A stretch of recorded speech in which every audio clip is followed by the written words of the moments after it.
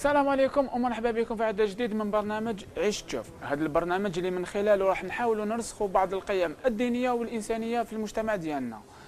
الرسول عليه الصلاة والسلام يقول: إنما بعثت لأتمم مكارم الأخلاق.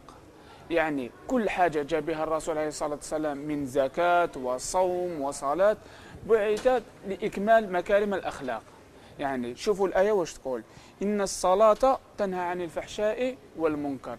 كاين الناس للأسف فرقوا بزاف بين الدين والحياة، العبادات والأخلاق. كاين الناس للأسف حكموا الدين داروه في الجوامع وغلقوا عليه بالمفاتح.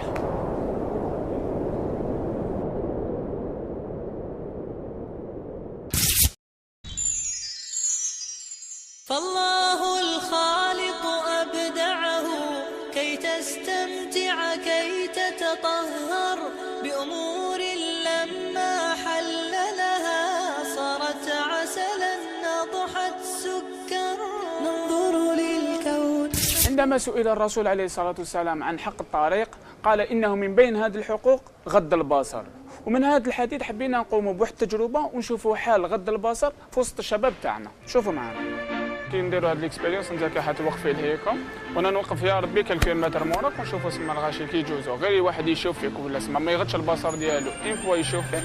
انا نكون موراك، انا نروح ليه ونهضر معاه ونعطي له المخالفه ديالو. دونك نوقفوا في هذيك البلاصه بدينا ملا.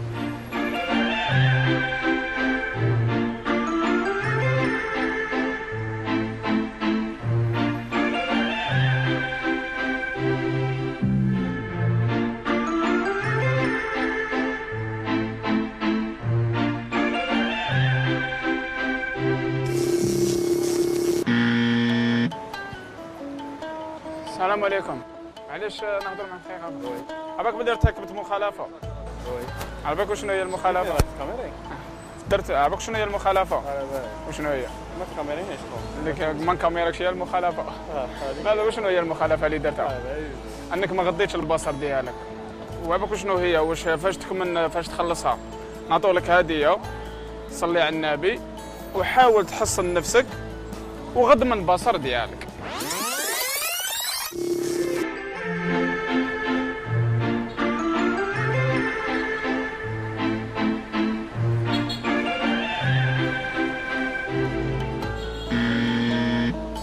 السلام عليكم.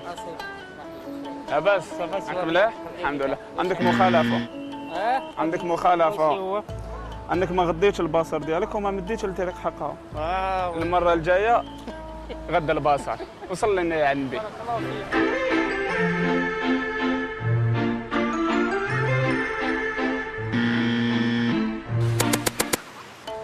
السلام عليكم. خويا لاباس؟ روح تكبر.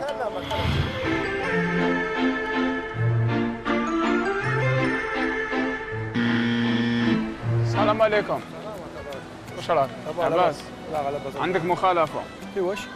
انك ما غضيتش البصر ديالك. ما غديتش البصر تاعي. عباك شنو هي المخالفة؟ انك تصلي على النبي 10 خطرات وتحاول تغض البصر ديالك من هنا للفوق. ان شاء الله. عجبتك الحملة؟ ان شاء الله. واش رايك في الحملة؟ لاباس.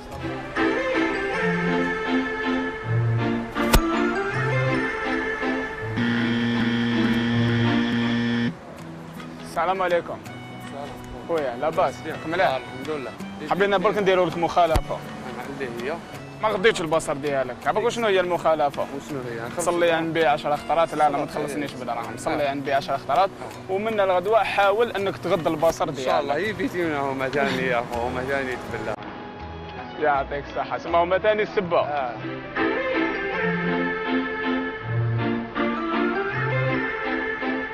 السلام عليكم.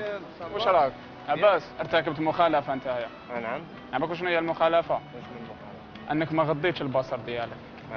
صح. صح. صح.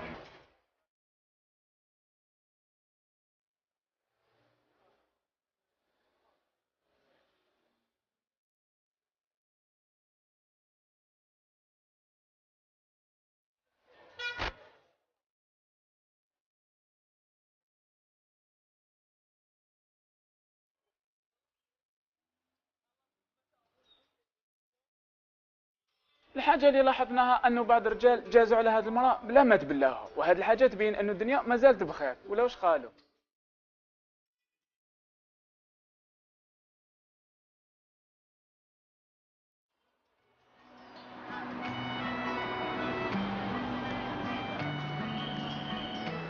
السلام عليكم. واش راك؟ انت وين شايفك؟ وين لاباس. شايفك تاع النهار ولا تاع الشروق؟ صح. عندك مخالفه، علاش؟ ما غضيتش البصر ديالك ومن فوقها عاكست. عرفك وشنو هي المخالفه؟ صلي على النبي. تصلي على النبي 10 خطرات وتحاول انك من الفوق تغض البصر ديالك.